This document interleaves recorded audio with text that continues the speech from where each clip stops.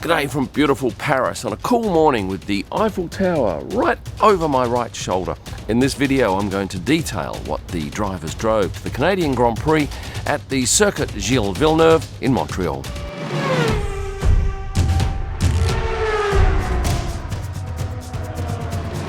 Where do we start? What about the Alfa Romeo drivers? With Zhou Guanyu and Valtteri Bottas, both driving exactly the same car. Same colour of car too, the Alfa Romeo Giulia. This is the Quadrifoglio version, which is the much faster, much more souped up version. Sells at a high premium to the standard car. Parked next to each other, and I can tell you that the parking area for the Canadian Grand Prix is across the other side of the rowing lake. So you've got this big rowing lake which they use for the Olympics, and then you've got a car park where the drivers park on a hill in some muddy turf, and they walk across the bridge, which is a floating pontoon bridge, to the paddock. Next up, Lewis Hamilton and George Russell, both driving exactly the same car, same colour as well, the Mercedes GLE 53. George Russell on all 4 days parked over the other side and then walked across the floating pontoon. Lewis didn't on at least one day, and I'm thinking two.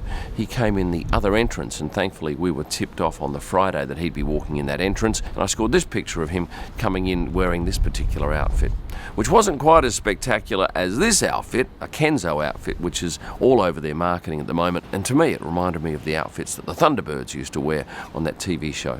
Red Bull drivers Sergio Perez and Max Verstappen were not driving the same car. Here's Sergio Perez's Acura MDX. This is an SUV, while his teammate Max Verstappen was driving the Acura Integra. And have a look at Sergio's car. It was filthy, and that's because they had to manoeuvre their way to get to this particular spot through some mud. And have a look at Gino Rossato's car here on the wet day, which was the Saturday.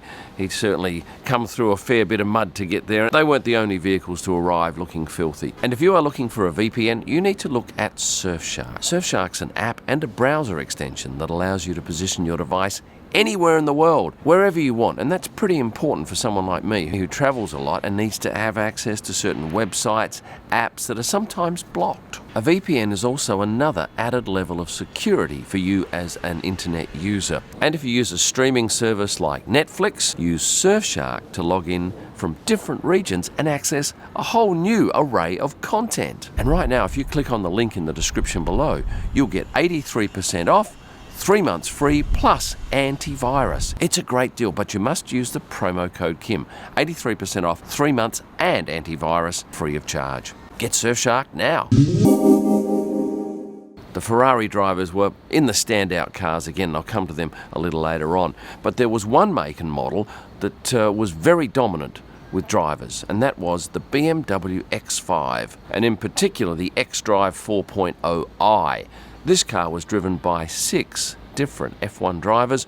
2 of them were Lando Norris and Daniel Ricciardo. Lando driving the black one and Daniel Ricciardo driving the white. This is a car that sells for around $63,000 in the United States. I'm not sure what it sells for in Canada, but I imagine it's around the same price. And while we're at it, let's go through the other Bmw X5 drivers. Kevin Magnussen in this one, and Mick Schumacher in this one. Alex Albon was driving this X5, and Esteban Ocon in this one. I actually had one of these cars going back, when was it? Late 90s when they first came out. Beautiful car. First car I had with a screen in it. Esteban's teammate Fernando Alonso rolled up in a Chevy Suburban. He does like the big SUVs. And Alex Albon's teammate Nicholas Latifi was driving in this Audi Quattro Q5, a small luxury SUV. Retails for around $45,000 in the US. What about Lance Stroll and Sebastian Vettel? Well, typically Lance was driving in an Aston Martin DBX, the SUV. But Sebastian, well, he mixed it up between 2 wheels and 4 wheels, arriving on his bicycle. This is from Just Ride It in Melbourne. Yes, this is the white one with the rainbow stripes on it, and he would ride in through this particular gate. Now, a lot of you said, how do we get to meet the drivers? You've seen pictures of people getting stuff signed. Well, those people waiting at the gates were Paddock Club guests, and they chose not to go into the Paddock Club, but instead stand down below here and wait for the drivers. Now, they couldn't get out to where we would shoot from, because that was only for media and teams. But they could stand next to this fence and cajole the drivers into coming over and signing and posing for selfies through the wire. And late in the day on the Saturday and the Sunday, we saw a lot of people on the other side of the lake, and they were actually staff who'd finished work and got over there. So there is no way for the general public in Canada to get anywhere near the drivers as they roll up to the track. And I got off topic there a little bit. Sebastian Vettel also drove in on a couple of days in a very understated Ford Escape, a car that sells for around $26,000 US, and I think that was probably the most modestly priced car that the drivers were driving. That leaves me with just 4 drivers to go, and yes, now let's go to the Ferrari drivers. Thankfully they were driving Ferraris, and once again both of them driving Romas. Charles in a white and Carlos in a red. And on one of the days when it got quite wet, that became quite a boggy patch. So what do these cars sell for? Well, in the US they started, I think, around $220,000. In the UK, the equivalent of around $210,000 US, and in Australia, $280,000 US. And our final 2 drivers are from AlphaTauri. Pierre Gasly driving this TLX SH all-wheel drive Type S. This is an Acura, not a Honda. Yuki Tsunoda in a grey MDX, the SUV.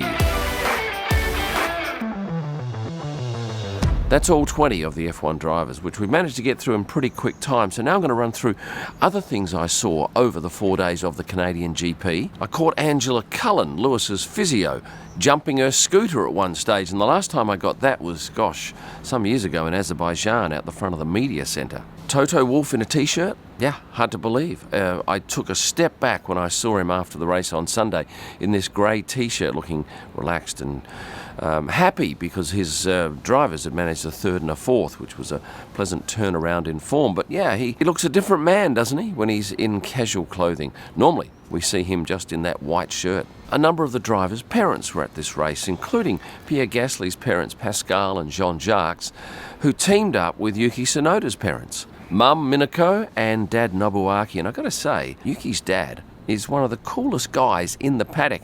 Now, I don't catch him at a lot of races. I think I've probably seen him 3 or 4 times.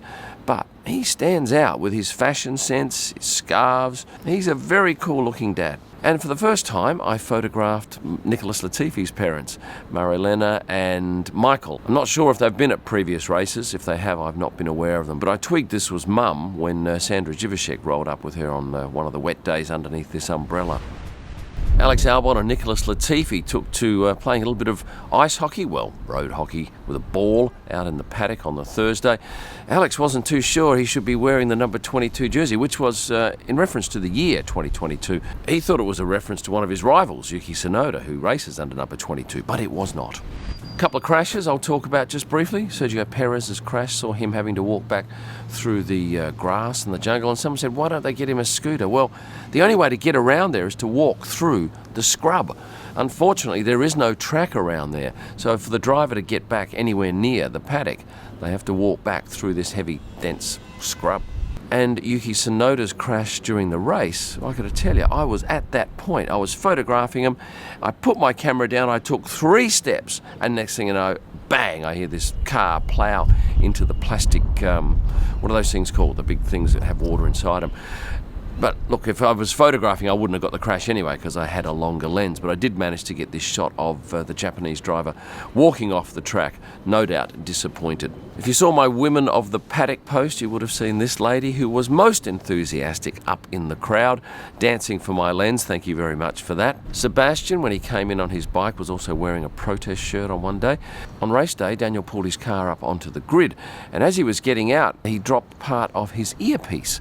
So I did manage to get him underneath the car, retrieving that. And just prior to that, I was shooting the cars as they come down pit lane. A lot of you asking how I can get this particular shot. Well, this is not during the race. This is prior to the race start.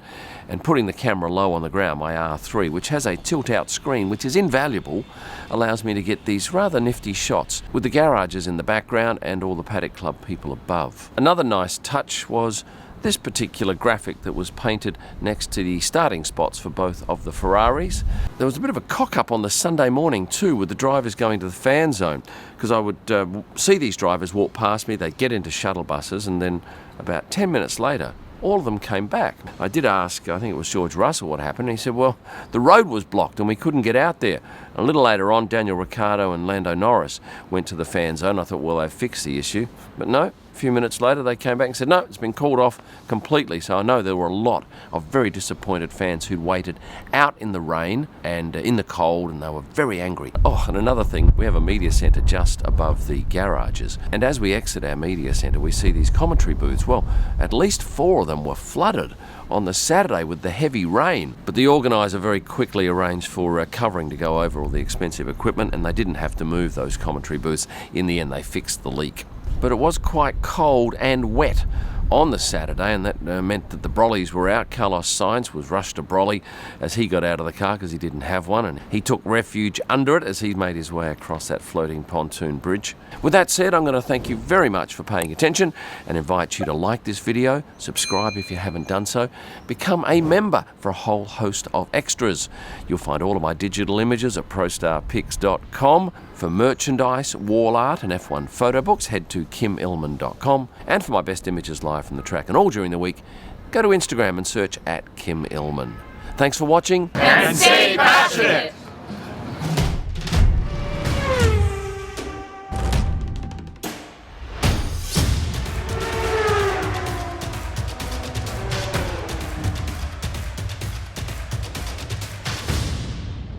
Alex Albon and his teammate.